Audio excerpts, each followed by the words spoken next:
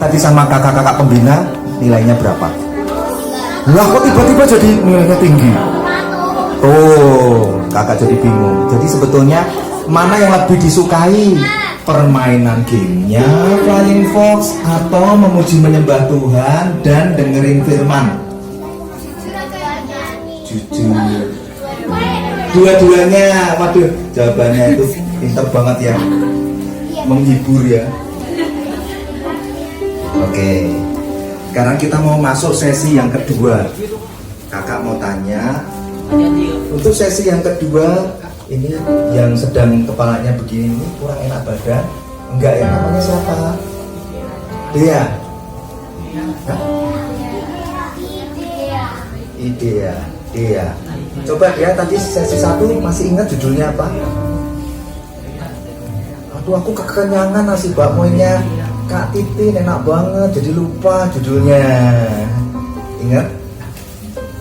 Coba boleh tanya teman sebelahnya. Kalau temennya lupa, tanya lagi sebelahnya sampai ada yang inget.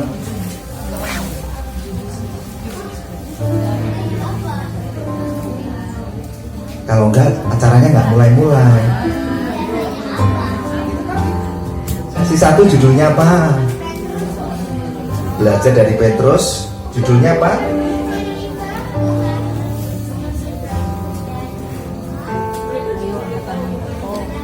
Wow, hebat banget ini, Joa. Betul, Tuhan mengenalku dan rencananya indah bagiku. Udah ingat semuanya? Nah sekarang kalau mau masuk sesi kedua, kalian itu semangatnya seberapa besar, rindu pengen Tuhan berbicara. Sedikit ngantuk, kalau gitu bangkit berdiri dulu biar nggak ngantuk. Ayo bangkit berdiri dulu biar nggak ngantuk. Mulai tangannya digoyang-goyangkan ke atas ke bawah, jangan sampai ngantuk. Nanti kalau ngantuk, firman Tuhan benih-benihnya dicuri sama iblis karena kalian dibiarkan ngantuk gitu ya.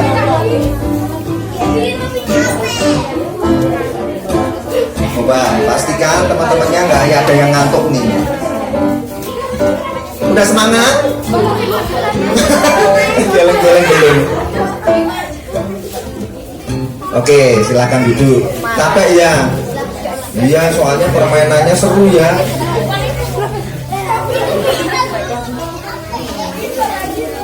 Oh, permainannya bikin ngantuk katanya. Ya udah duduk. Oke, sekarang sesi kedua. Adik-adik, sesi kedua apa temanya? Gak tahu. Padahal Bunda udah ngasih tahu loh, do and don'ts. Do-nya kan ya sesi-sesinya harus tahu. Kalau ditanya besok sesi main gamenya pasti ingat. Enggak juga. Oh iya, bagus. Apa sesi yang kedua judulnya kasih Tuhan lebih besar dari dan kasihnya melimpah, memerdekakanku. Oke, ini tantangan ini kakak ini nyampein sesi malam ini tantangan. Adik-adik udah capek, kenyang lagi ya. Kalau capek makanya tinggal ngantuk. Oh ya. Tapi mosok sih nggak kepingin dipeluk sama Tuhan Yesus sekali lagi sebelum tidur. Pengen. Nah makanya semangat ya. Kalau ngantuk nanti gini matanya gini gitu ya. Oh cuci muka boleh juga, nanti cuci muka ya. Kakak-kakak pembinanya bisa bantu perhatiin ya.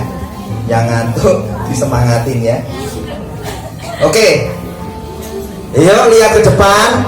Sekarang kakak mau panggil yang memang berani kayak Petrus. Tahu ya Petrus tadi kelemahannya apa? Dia tuh ceroboh, gegabah, pokoknya melakukan dulu baru berpikir kemudian. Itu aja bisa dipakai Tuhan, luar biasa ya. Karena menyerahkan segala kelemahan dan kekurangannya kepada Tuhan. Kalian udah inget ya pelajarannya? Nah sekarang kakak mau minta yang tadi sesi 1 kalian bener-bener dapet nih sesuatu dari firman Tuhan. Pengajaran yang tadi kakak sampaikan kalian dapet. Terus ketika tadi kakak suruh bangkit berdiri dan kalian didoakan untuk bisa merasakan pelukan Tuhan Yesus. Wah itu indah banget, seru banget tuh. Tujuan begini. ya, yang dapat minimal 1 dari 2 hal tadi, terus pengen bener-bener Tuhan itu akan melihat kalian loh, oh dia yang bener-bener berani loh kayak Petrus, nanti hidup kalian akan berbeda dari yang lain. Siapa yang mau maju kesaksian, kakak temenin, gak usah takut, bangkit berdiri, kakak doain. Yang penting bangkit berdiri dulu, nanti kakak suruh untuk memberi kesaksian. Siapa? Oh baca keren banget, kasih tepuk tangan buat ya. Keren kamu baca, nggak ngantuk, berani lagi ini. Kamu suatu hari kamu akan berjalan di atas air seperti Petrus. Adik-adik, teman-teman pengen nggak baca kayak Petrus bisa berjalan di atas air? Baca, apa yang kamu mau ceritakan ke teman-teman? Sesi 1, kamu udah dengar firman Tuhan tentang Petrus menyerahkan segala kelemahan dan kekurangannya kepada Tuhan, dan Tuhan bisa pakai Petrus. Dan kamu dengar kisah tentang Redo, anak yang sejak kecil sedih karena ditolak sama mamanya kurang menyayanginya, tapi Tuhan bisa datang dalam hidupnya dan mengubah kehidupan Redo. Dan tapi ketika didoakan, kamu mengalami apa? Nah, pertanyaannya banyak ya. Kamu sudah ngerti ya baca ya? Ceritakan aja apa yang kamu dapat dan kamu rasakan. Tadi pas doa, aku tadi kayak hampir mau nangis. Aku nangis sampai. Terus Kenapa kok hampir menangis? soalnya aku pernah kayak Redo. Kamu pernah mengalami. Terus gimana tadi setelah hampir kayak mau menangis? Apa yang kamu rasakan di dalam hatimu ini? Senang. Senang. Wow, dari punya perasaan sedih jadi senang. Menurut kamu yang bisa bikin orang yang sedih kayak Redo dan sama kayak kamu, terus sekarang jadi senang, siapa yang sedang mengobati hati? Tuhan. Siapa namanya Tuhanmu? Tuhan Yesus. Wow, senang ya Tuhan. Terus dari firman-Nya, apa yang kamu paling ingat? Pas apa itu sih Petrus melihat pas ada ombak Ya. bikin yang menakuti 12 pintar kamu. Terus? anak-anaknya, terus apa tuh? 12 murid Murid Tuhan Tuhan Yesus. Yesus. Terus tiba-tiba Tuhan berjalan di atas air, terus langsung Petrus melihat, Petrus tidak ketakutan, terus melainkan senang dan nyebur ke air. Ya. Terus dia ngomong dari 3 kosakata Wow. dan akhirnya bisa berjalan di atas air. Tuhan, kamu telah menerima impartasi firman dan Roh Kudus di hatimu sejak kecil ya. Makasih ya Bapak. Selamat hidup. Hati-hati. Satu lagi, tapi siapa yang semangat? Joan ya. Sini maju sayang. Sini Joan, kamu paling semangat. Sini Joan. Joan anak kesayangannya Tuhan Yesus, sini maju. Pertanyaannya sama, langsung ceritakan. Waktu doa itu bikin aku terharu karena Tuhan sudah memberkati aku dengan papa mama yang sayang sama aku. Apa perasaan yang kamu paling rasakan ketika kamu dijamah sama Tuhan Yesus? Senang dan tenang. Wow. Terus, firman apa yang kamu tangkap dari sesi 1?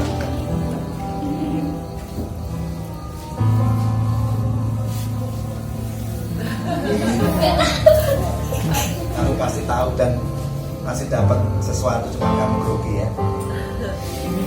Intinya apa? Tuhan bisa pakai siapa saja, termasuk Tuhan, orang yang biasa, yang punya banyak kelemahan dan kekurangan, tapi Tuhan bisa pakai ya. Amin. Oke, makasih ya Tuhan. Oke, kakak berharap di sesi kedua ini jangan hanya Obaja dan Joan ya, tapi adik-adik yang lain juga boleh mengalami kebenaran firman Tuhan dan mengalami Roh Kudus. Amin. Kakak mau sampaikan sesi kedua ini kenapa sangat penting? Karena kakak menggarisbawahi bahwa tujuan Bible Camp yang paling penting adalah kalian semua harus terima pengajaran firman Tuhan. Yang kedua, kalian harus belajar menyembah Tuhan. Yang ketiga, mengalami persekutuan yang intim dengan Roh Kudus, pribadi Allah yang agung dan mulia. Baru bonus-bonusnya yang lain tuh apa? Rekreasi lah, gaming lah, yang fun itu boleh lah, mengekspresikan rasa senang. Tapi kalau hanya fokusnya ke gaming, rekreasi, itu senangnya sebentar. Besok selesai acara kamu pulang udah lupa. Tapi kalau kalian mengalami Tuhan, mengalami firman-Nya, itu menjadi bekal yang tidak akan pernah terlupakan. Amin. Jadi perjumpaan dengan Tuhan Yesus cukup satu kali aja seumur hidup kalian, apalagi sejak kecil, itu gak akan pernah bisa kalian lupakan perasaan itu. Nah, yang sudah mengalaminya, kakak himbau diingat dan dicatat ya. Suatu hari kalau kalian ketemu dalam satu acara seperti ini, ditanya siapa yang sudah mengalami perjumpaan pribadi dengan Tuhan Yesus, dengan gagah kalian bicara, saya kak, kapan? Waktu di Camp Joyo, acara Bible Camp El Rocky, aku mengalami perjumpaan pribadi dengan Tuhan Yesus, aku mengalami jamahan Roh Kudus, dan aku tahu detik itu aku dicintai sama Tuhan Yesus, disayangi dengan kasih yang tulus. Itu momentum kalian, pentingnya jangan lupa. Dan kalau ditanya, aku kayaknya belum mengalami apa-apa. Loh, kamu udah jadi orang percaya, udah jadi orang Kristen? Aku nggak tahu kak. Ya sudah ngalami kok. Ya. Oke, sekarang kita masuk. Kasih Tuhan lebih besar dari dosa-dosaku dan kasih-Nya memerdekakanku. Kita mau belajar dari siapa? Petrus yang sesi 1 mau belajar Paulus. Paulus itu nama lainnya siapa? Saulus. Wah, pinter nih, pasti kakak-kakak pembinanya juga ngajarinnya serius ya sampai tahu nih. Ya, Petrus nama lainnya Simon anak Yohanes. Saulus nama lainnya siapa? Paulus. Apa bedanya? Pinter dia. Saulus dan Paulus bedanya apa? Ya, pinter ya. Saulus itu nama Ibraninya. Orang Yahudi kalau kasih nama tuh nggak ada yang pakai P, pakai S, Saulus. Tapi karena Saulus ini papanya orang keturunan Romawi, dan ketika Saulus itu dipakai Tuhan, dia dibawa Tuhan untuk pergi beritakan Injil banyak ke bangsa-bangsa yang bukan Yahudi. Dia pakai namanya Paulus. Ya, supaya kalian tahu ya, jadi jangan bingung, Saulus sama Paulus itu orangnya sama. Nah, sekarang buka Alkitabnya. Nggak bawa, aduh sedih banget. Ya sudah, nggak apa-apa, nanti kalau kalian bawa jadi makin lama ya. Kalau nggak bawa, nanti lama Tidak usah. Beneran, tuh kakaknya bilang nggak usah. Terus juga nggak ada slide OHP, jadi gimana? Kakak sebenarnya pengen ngajak kalian tuh baca bergantian loh. Ya wes, yang cepet yo. Wah, semangatnya ya Mas Tim.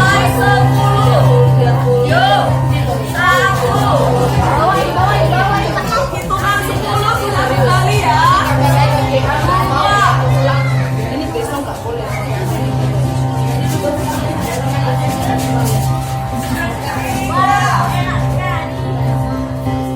Besok nggak boleh.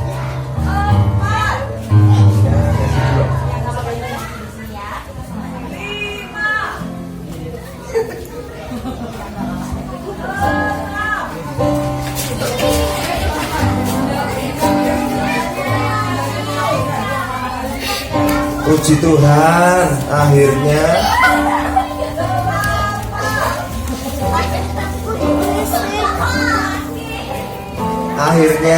kitabnya pada punya, diambil, disayangi.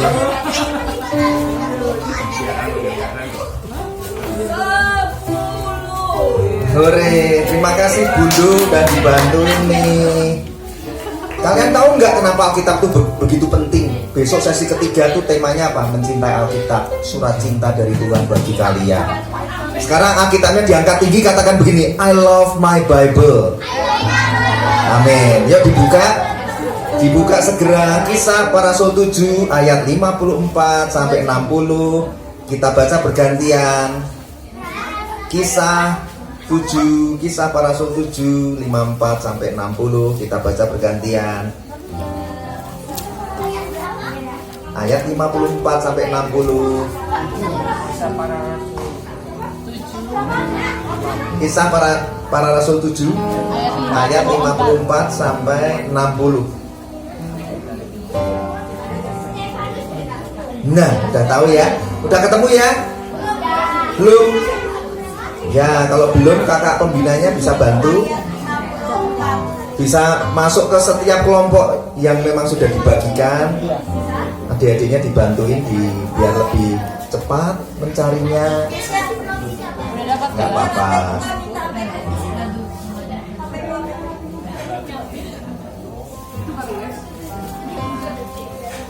Yuk, kalau bisa kakak pembinanya ikut blending, menyatu ya.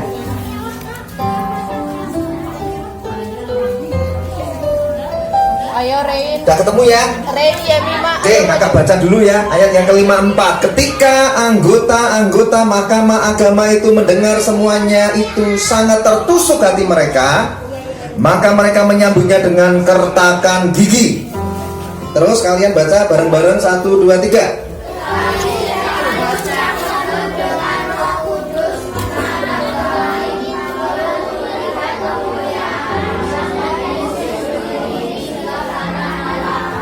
Lalu katanya, sungguh aku melihat langit terbuka dan anak manusia berdiri di sebelah kanan Allah.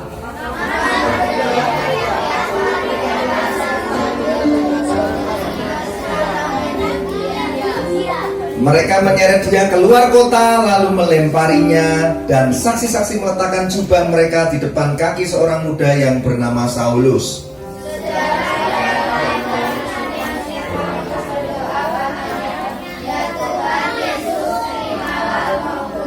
Sambil berlutut ia berseru dengan suara nyaring, Tuhan, janganlah tanggungkan dosa ini kepada mereka. Dan dengan perkataan itu meninggallah ia. Terus buka lagi Kisah para Rasul 8 ayat 1 sampai 3. Sudah, cepet pinter Johan ya. Kakak baca dulu. Saulus juga setuju bahwa Stefanus mati dibunuh. Pada waktu itu mulailah penganiayaan yang hebat terhadap jemaat di Yerusalem. Mereka semua kecuali rasul-rasul tersebar ke seluruh daerah Yudea dan Samaria. Yuk.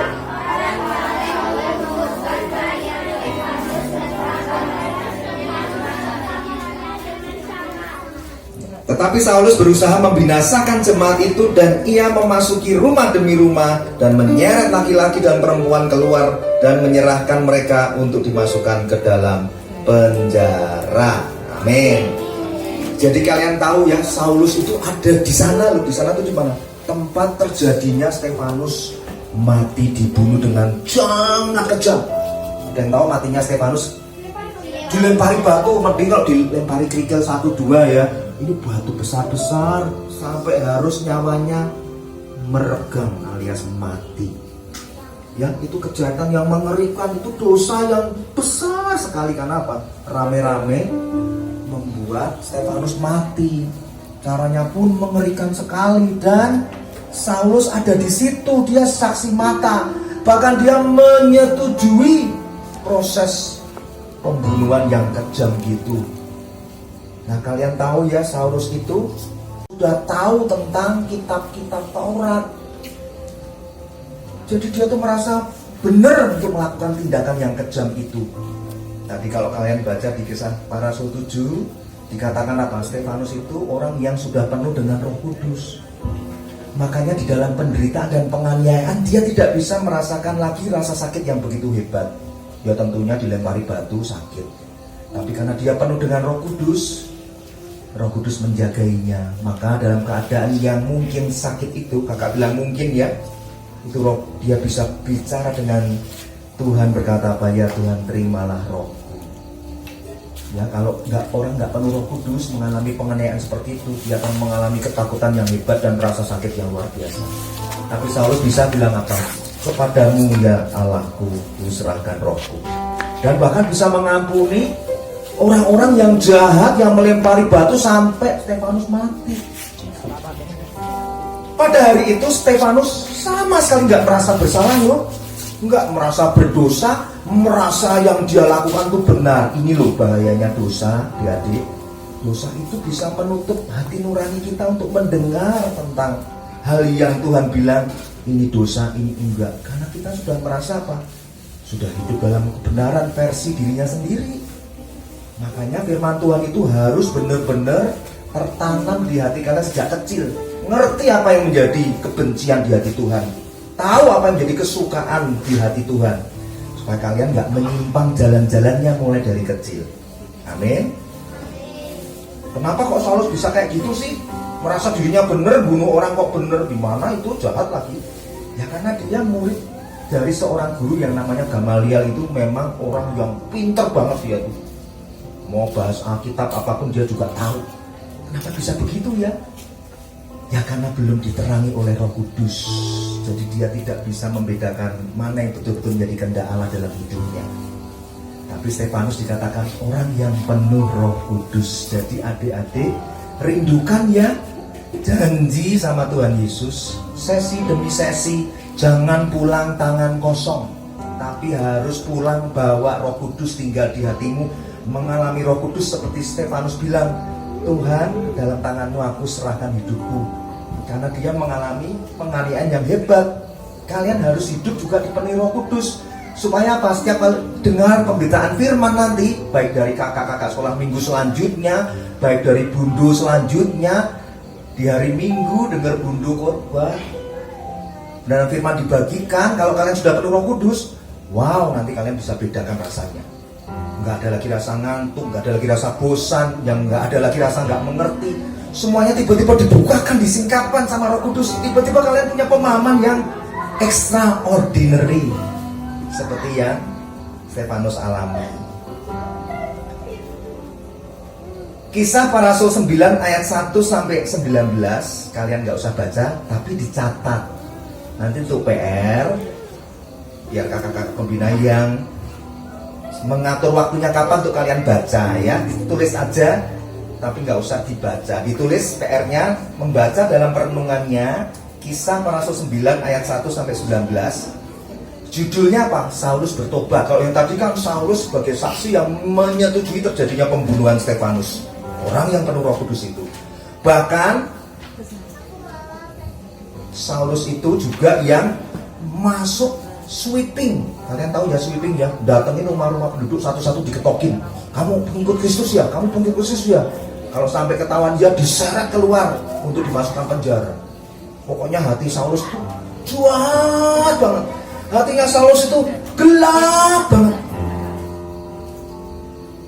Ya supaya kalian tahu ya, ada loh orang tuh kayaknya luarannya baik, kayaknya orangnya baik ya, tapi hatinya jahat banget. Suka menganiaya pengikut Tuhan Yesus dan merasa dirinya benar. Itu super gelap hatinya. Nah, nanti PR-nya kalian baca supaya yang kakak sampaikan kalian juga mengerti. Ya, kenapa kalian kakak bacain? Untuk hemat waktu dan biar kalian juga mau baca firman Tuhan ya.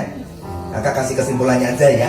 Kisah Para Rasul 9 ayat 1 sampai 19 itu kisah Saulus bertobat. Tuh, orang sejahat kayak Saulus lagi-lagi kalau ketemu Tuhan Yesus, siapa sih yang bisa tetap tinggal dalam dosa-dosanya?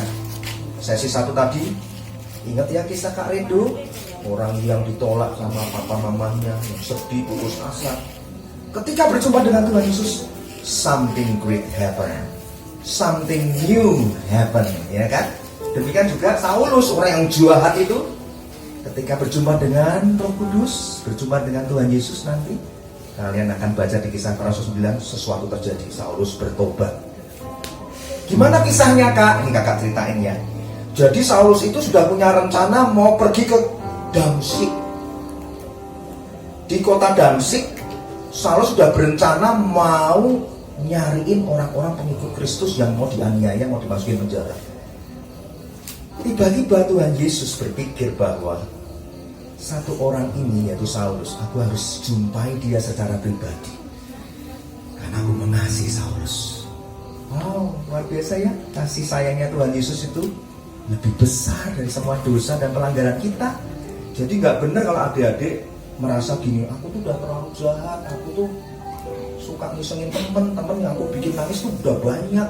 Aku pernah sengaja juga nyakitin dia, aku pernah ambil barangnya, aku pernah gosipin dia. Pokoknya aku merasa jahat sebetulnya, dan ya macam-macam lah ya. Karena kalian mungkin punya perasaan-perasaan seperti itu, tertuduh mungkin, atau merasa jahat, merasa nggak baik. Tapi kakak yakin nggak ada yang seperti Saulus kan. Saulus sejahat itu aja Tuhan Yesus temui loh, jumpai secara pribadi. Pada saat Saulus berjalan ke kota Damsyik, tiba-tiba apa? Ada cahaya memancar dari langit mengelilingi Saulus. Wow, itu cahaya apa kak? Apakah cahaya lampu ini masih kalah terang? Cahaya ini hanya bisa menyilaukan mata kita. Tapi yang dilihat oleh Saulus ini, cahaya memancar dari langit adalah cahaya sinar kemuliaan Tuhan Yesus. Itu bukan hanya bikin silau, membutakan Saulus selama berapa hari? 40 hari, lama banget. Kakak mau tes, kan kalian sudah sering diajar sama kakak-kakak pembinanya, guru-guru sekolah minggu. Berapa hari butanya? 30. Oh, itu udah lama banget, menyiksa banget kalau 30 hari. 3 hari yang nanti PR-nya dibaca ya. Dan itu menyiksa Saulus banget loh. Melihat sinar kemuliaan Tuhan, dia jadi buta 3 hari. Membuat dia sedih, gak makan, gak minum, karena dia meratapi kondisinya. Kalian mau tahu gak itu sinar cahaya kemuliaan itu kayak apa sih? Mau ya? Oh, lebih dari lampu, lebih dari matahari. Di atas matahari ada sinar kemuliaan Tuhan yang membuat orang yang berdosa, yang sekejam, yang sejahat Saulus bisa bertobat, bisa menyadari kesalahannya. Itu butuh sinar kemuliaan Tuhan turun dalam kehidupan orang-orang berdosa. Kalian tahu, pernah dengar lagu ini gak? Ini lagu zaman kakak tua ya. Kalian tahu gak? Bukan bunyi kakak tua ya, maksudnya zaman kakak usia muda, berarti kalian belum lahir kan? Mau dengar lagunya? Tentang sinar kemuliaan Tuhan? Sinar kemuliaan-Mu Bapa memenuhi sekelilingku, ku rasakan hadirat-Mu, Kau tenggelamkan jiwaku, ku ingin tetap tinggal bersama-Mu. Pinter nyanyikan ya. Sinar kemuliaan-Mu Yesus memenuhi sekelilingku, rasakan hadirat-Mu, Kau tenggelamkan jiwaku, ku ingin tetap tinggal bersama-Mu. Ku ingin tetap di sini, ku ingin tetap di sini. Maksudnya di sini di mana? Di dalam hadirat Tuhan, menikmati bait-Mu. Ku ingin tetap di sini dan memandang indah wajah-Mu. Tahu nggak, waktu kakak mulai nyanyi ini, kakak rasakan hadirat Tuhan turun di tengah-tengah kita. Maka kakak nahan air mata. Rasanya kalau hadirat Tuhan datang, kita rasakan kasihnya begitu besar. Dan kakak rindu hadirat yang kakak rasakan itu, kalian juga bisa merasakannya. Sinar kemuliaan Tuhan turun malam ini jangan sampai membutakan kalian, tapi memberi kehangatan. Amin. Ya, ingat baik-baik ya, ada sinar kemuliaan Tuhan yang akan memeluk kalian. Terus apa? Ketika Saulus berjumpa dengan Tuhan Yesus,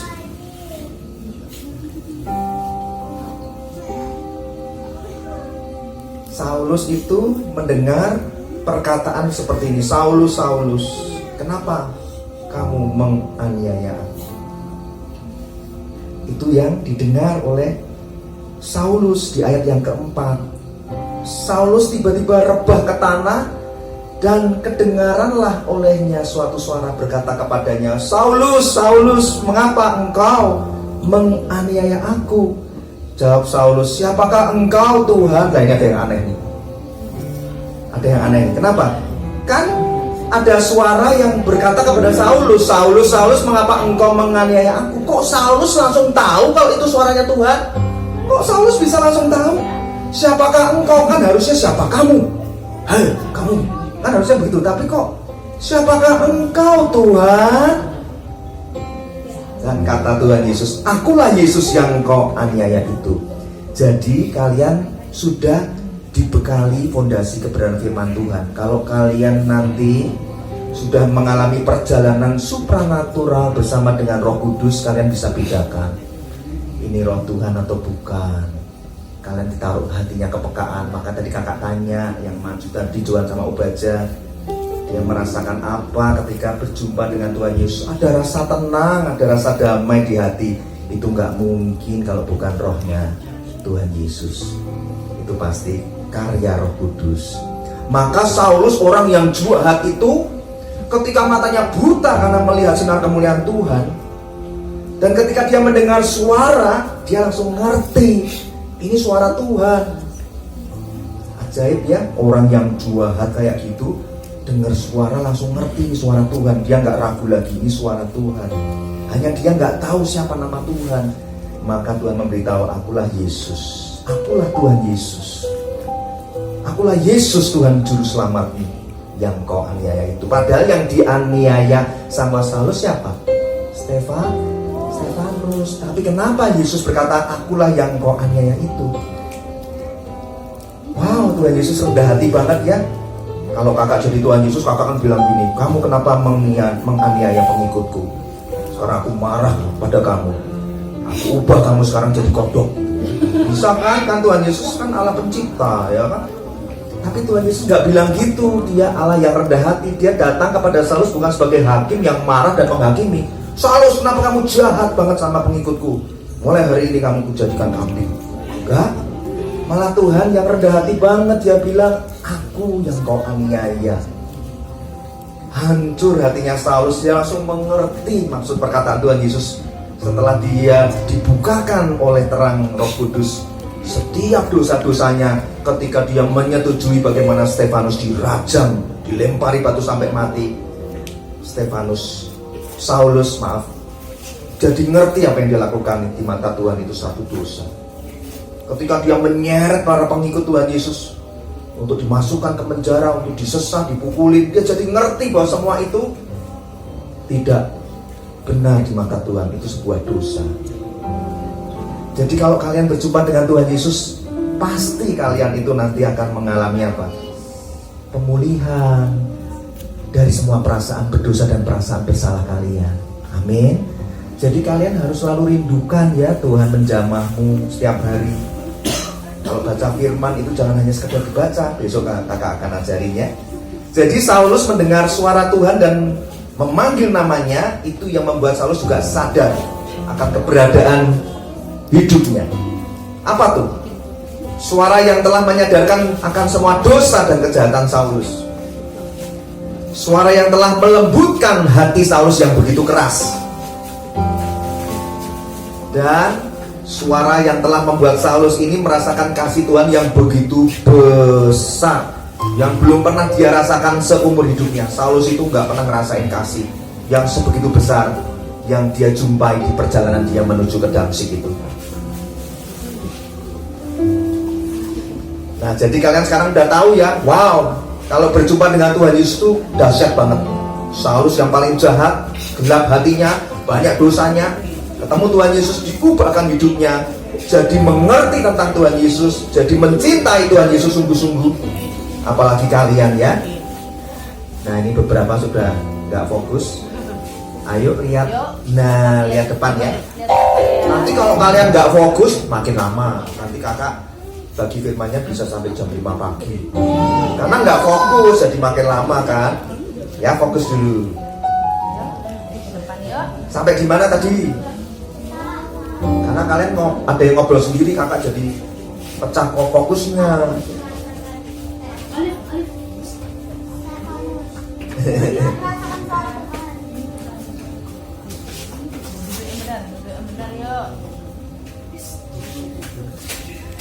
Oke, jadi kalian sudah tahu ya, Stefanus yang dosanya begitu banyak, Tuhan Yesus jumpai dan Saulus merasa dosanya diampuni, hidupnya dipulihkan. Roma 5 ayat 8, satu ayat dibuka, Roma 5 ayat 8.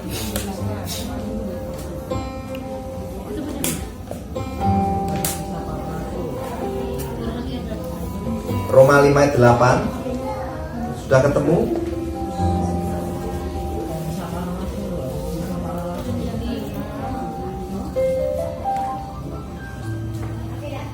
Sudah? Yang sudah ketemu katakan amin. Roma 5:8. Akan tetapi Allah menunjukkan kasih-Nya kepada kita oleh karena Kristus telah mati untuk kita ketika kita masih berdosa. Tuh, Tuhan Yesus sudah mati di kayu salib buat dosa-dosa kalian. Semua dosa, adik-adik, semua sudah ditanggung Tuhan Yesus. Jadi jangan ada di tempat ini yang terus dengan sengaja melakukan dosa demi dosa. Dosa yang sama belum pernah diakui, dibereskan di hadapan Tuhan Yesus, gak pernah ngaku dosa nih. Hati-hati loh, orang yang merasa benar gak pernah mau ngaku dosa, jangan-jangan hatinya makin gelap, makin kelam, nanti kayak Saulus melakukan dosa yang besar, dosa yang jahat, tapi merasa gak bersalah. Itu pekerjaan iblis. Kenapa? Karena iblis membutakan hatinya dan memberikan kebenaran-kebenaran palsu di dalam pikirannya Saulus. Ya, kalian sudah tahu ya, bahwa Allah itu sudah mengasihi kita walaupun kondisi kita dalam keadaan sudah berdosa. Yang merasa, kak aku gak punya dosa kok, angkat tangan. Puji Tuhan. Siapa yang merasa dalam sehari itu pasti adalah minimal satu melakukan dosa, angkat tangan. Wih, puji Tuhan ya. Kenapa dasarnya? Ada ayatnya, Roma 3 ayat 23. Roma 3:23. Karena semua orang telah berbuat dosa dan telah kehilangan kemuliaan Allah. Semua orang loh, termasuk kakak dan termasuk adik-adik dan seluruh kakak-kakak pembina, semuanya pasti pernah melakukan yang namanya dosa. Coba keke ya, keke ini, oh keke, coba keke sebutkan satu dosa yang pernah kamu lakukan. Tuh jujur kan, anak Tuhan gak boleh bohong, jujur disayang Tuhan. Oh baca, hah? Tapi Tuhan sudah mengasihi dan memaafkanmu, memulihkanmu. Baca, jujur disayang Tuhan. Siapa lagi? Apa tuh? Kamu apa? Mau ngaku dosa di hadapan Tuhan, tapi sudah jujur apa kamu? Mencuri, berbohong, marah sama orang tua, tuh jujur banget. Apa sayang? Berbohong. Ada lagi yang mau mengakui di hadapan Tuhan Yesus? Oh ya, kamu mengejek teman? Ada lagi? Ya? Memberontak tuh, ya saya Pak. Kasar sama orang tua? Oh marah, oke. Ada lagi? Apa tuh? Coba disebutin apa tuh? Membunuh kamu mah? Oh, oke. Apa? Tidak menghargai orang lain. Wow, baca. Mengejek ya, oke. Kalian udah tahu ya, kalau Tuhan Yesus ada di tempat ini pasti bisa membuat hati kalian menyadari akan dosa-dosanya dan mulai mau kembali kepada Tuhan. Seperti Saulus, kalau ketemu Tuhan Yesus dia pasti merasakan dosa-dosanya diampuni. Jadi sekalian kalian udah mengerti ya, bahwa kasih Tuhan Yesus lebih besar dari dosaku. Nah sekalian kalian harus tahu apa itu dosa. Dosa itu apa? Pelanggaran, kesalahan gitu kan? Penyesalan.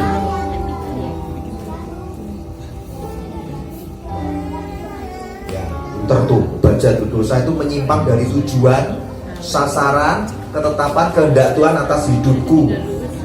Ya, kalian harus tahu bahwa Tuhan itu punya tujuan, ketetapan atas hidup kalian. Diciptakan jadi anak-anak yang mengasihi Tuhan Yesus, yang suatu hari nanti masuk dalam panggilan Tuhan atas hidup kalian.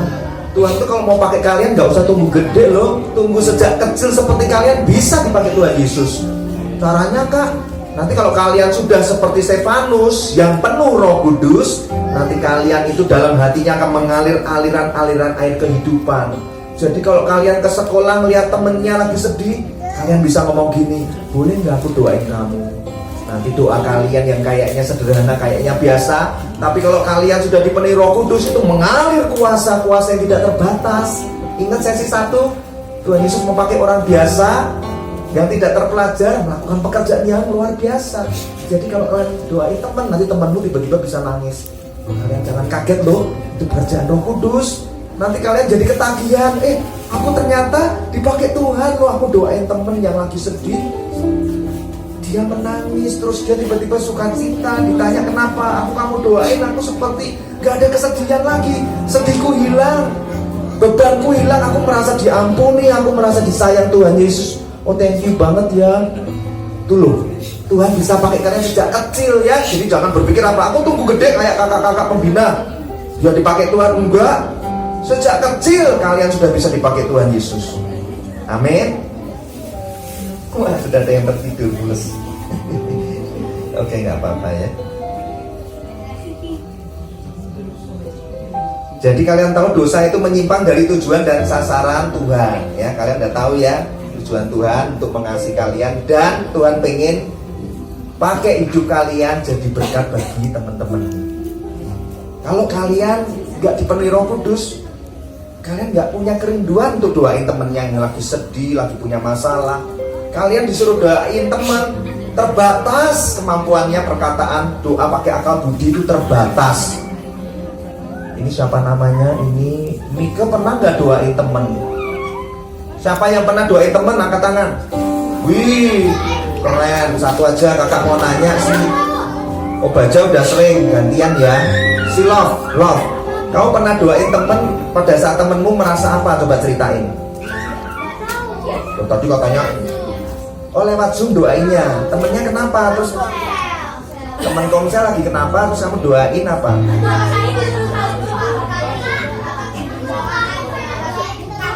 Oh ya sebentar ya. Oh disuruh doa. Yang kakak tanya itu siapa yang pernah tahu temennya sedih, punya masalah, terus kalian doain dia mengalami sesuatu, bukan karena disuruh doa. Apa?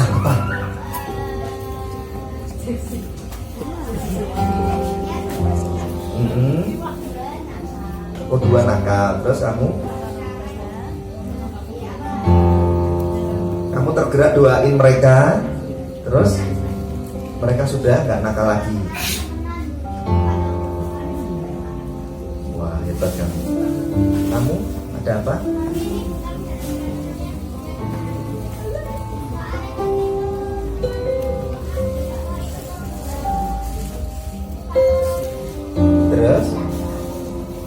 Terus menang. Ya udah nggak apa-apa, jujur ini. Ini kalau kayak gini kakak yang nggak jadi ngantuk. Celin pernah doain teman. Nah temennya kenapa? Kenapa? Oh temennya mau lomba piano, kamu doain terus jadi menang. Juara 2, wow, hebat. Siapa yang pernah doain papa mamanya, terus papa mamanya mengalami sesuatu? Ya udah, juara.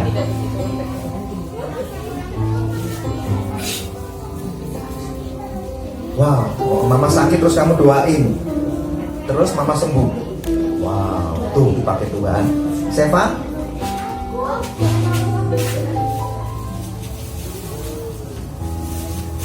Wow, tuh papa mama sakit doain sembuh. Udah ini banyak banget ya. Kakak stop dulu, lanjut dulu pengajarannya ya. Nanti keburu malam.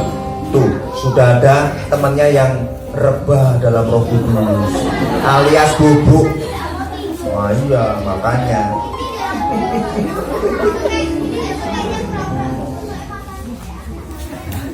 Oke, kembali ke dosa ya. Bentar lagi kita udah mau selesai nih.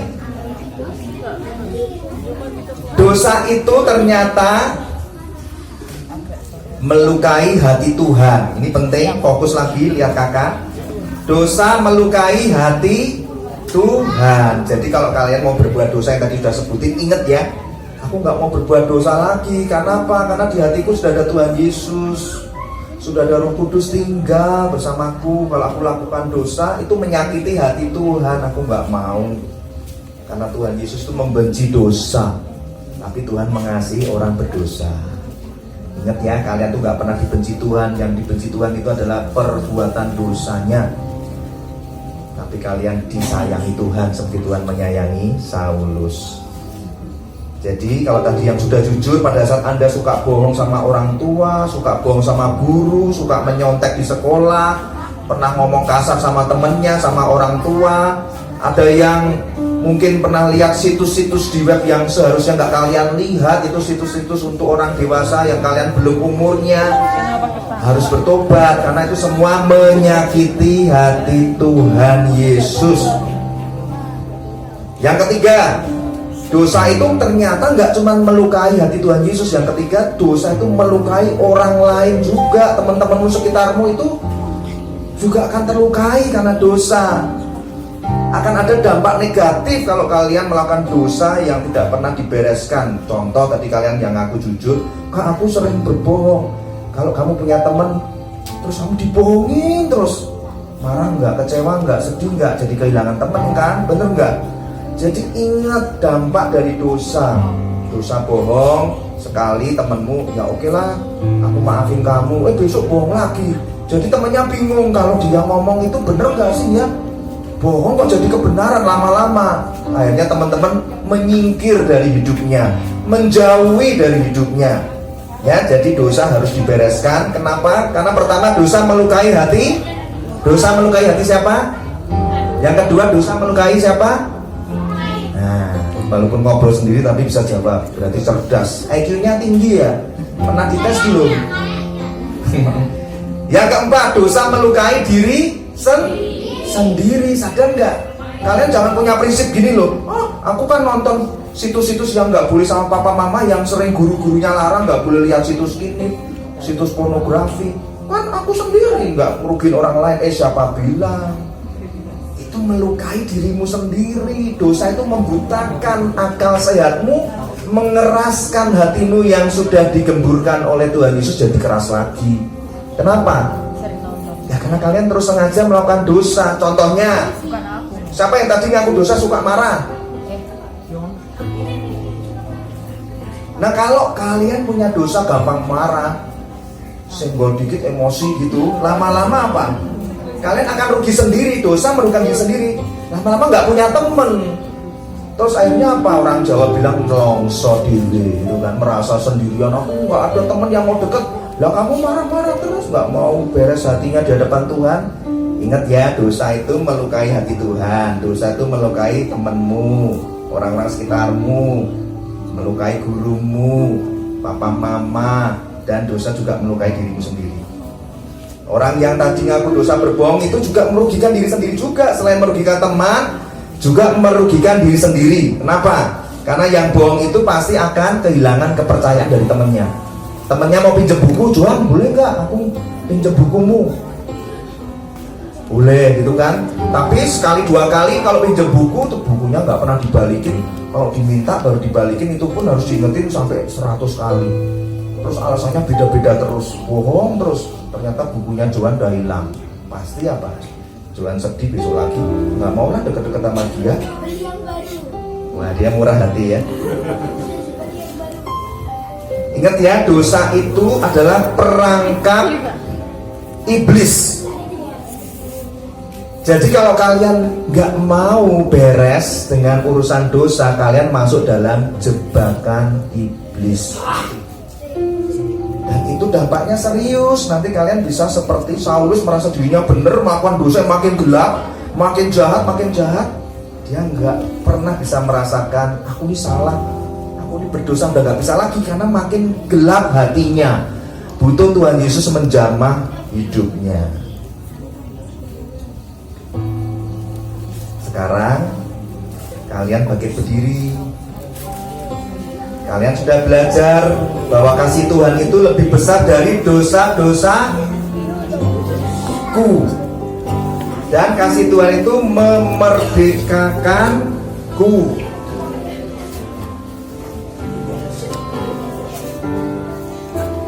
Terus gimana dong Kak kalau aku mau beres hati sebelum nanti tidur di tenda, aku mau hidupku tenang, gak mau lagi punya perasaan bersalah, gak mau punya lagi perasaan tertuduh, seolah-olah aku dosa telah melukai hati Tuhan. Aku gak mau nyimpan dosa, seolah-olah aduh aku jadi gak punya temen. Kayaknya aku pernah deh gak sengaja ngomong kasar, bentak guru, bentak papa mama. Aku jadi sedih, gak tenang. Nah kalian nanti harus masuk dalam yang namanya apa? Mengaku dan mau bertobat. Tadi sebagian besar sudah mengaku, ada yang belum. Nanti harus bareng-bareng ya masuk ke hadirat Tuhan Yesus untuk mengakui semua dosa yang kalian diingatkan sama Tuhan. Nanti jangan ada yang disembunyikan. Akui dengan jujur di hadapan Tuhan Yesus, supaya Tuhan Yesus apa? Segera memelukmu. Kalau kalian jujur, kalian dipeluk Tuhan Yesus. Kalau punya dosa ada 5, sebutin semua nanti di hadapan Tuhan. Jangan ya disebutin 4, yang 1 di eman-eman. Yang ini aku nggak mau bertobat akui yang enak dulu. Bereskan semua. Jangan ada dosa yang tersembunyi. Itu celah perangkap iblis. Nanti kalian apa? Jatuh lagi pada dosa yang lain. Ya, fokus lihat kakak.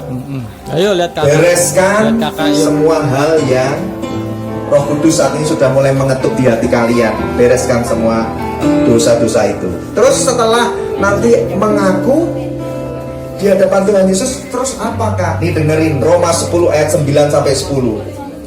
Sebab jika nanti kalian mengaku dengan mulut kalian bahwa Yesus adalah Tuhan dan percaya dalam hatimu bahwa Allah telah membangkitkan Dia dari antara orang mati, maka kalian akan diselamatkan. Karena dengan hati orang percaya dibenarkan, dengan mulut orang mengaku diselamatkan. Jadi nanti kakak akan bimbing kalian masuk di dalam doa pengakuan dosa, mengalami pertobatan yang sejati. Mulai malam hari ini dibebaskan semua adik-adik ini dari perasaan tertuduh akibat pekerjaan iblis yang selalu mengintimidasi dosa-dosa yang telah kalian lakukan di masa lalu bertahun-tahun.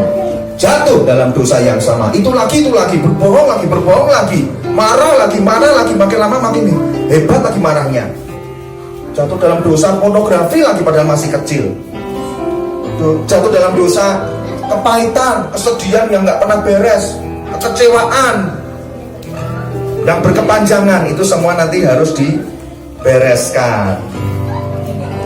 Supaya apa? Hidup kalian benar-benar mulai malam hari ini akan dibebaskan oleh Roh Kudus. Ya, sesi 1 sudah kalian alami bagaimana Tuhan menjamahmu. Sesi kedua ini kakak akan minta Roh Kudus datang, memelukmu secara pribadi, menjamahmu secara khusus, supaya kalian betul-betul hatinya dibaharui. Amin.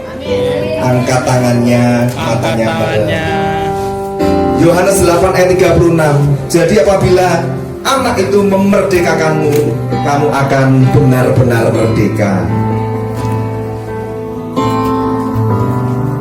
Angkat tangan, matanya pada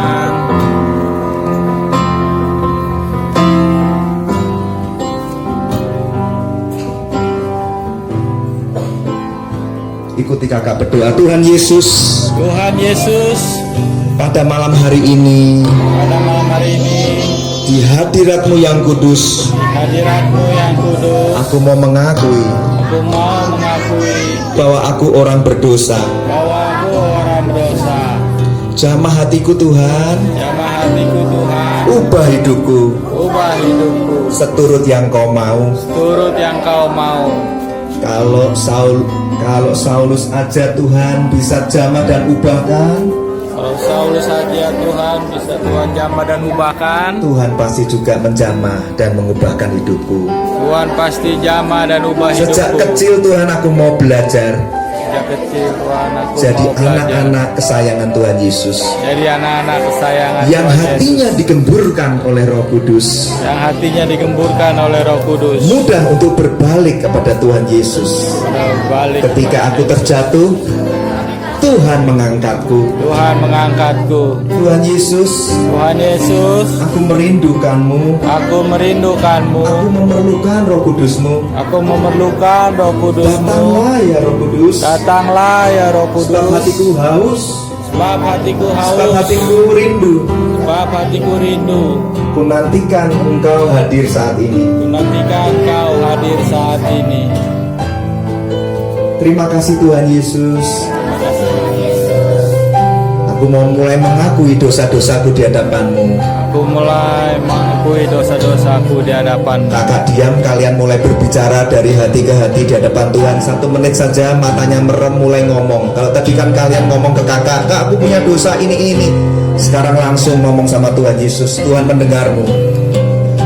Tuhan mendengar kalian saat ini. Telinganya tidak pernah kurang panjang untuk mendengar semua seruanmu. Ayo, jangan ada yang berdiam diri. Tuhan mendengar kalian sekarang ini. Akui di hadapan Tuhan Yesus. Panggil namanya Tuhan Yesus. Aku minta ampun, aku minta maaf Tuhan. Aku telah melakukan dosa. Sebutin satu-satu. Tuhan, kalau Saulus diampuni, kasih Tuhan begitu besar, Saulus dipulihkan, aku juga mau menerima pengampunan-Mu Tuhan. Aku mau juga dipulihkan. Kasih-Mu memerdekakanku Tuhan. Pakai hidupku sejak aku kecil Tuhan. Kurindukan sinar kemuliaan Tuhan hadir saat ini. Seperti Kau datang menjamah Saulus, aku juga rindu Tuhan. Jamah hatiku sekarang.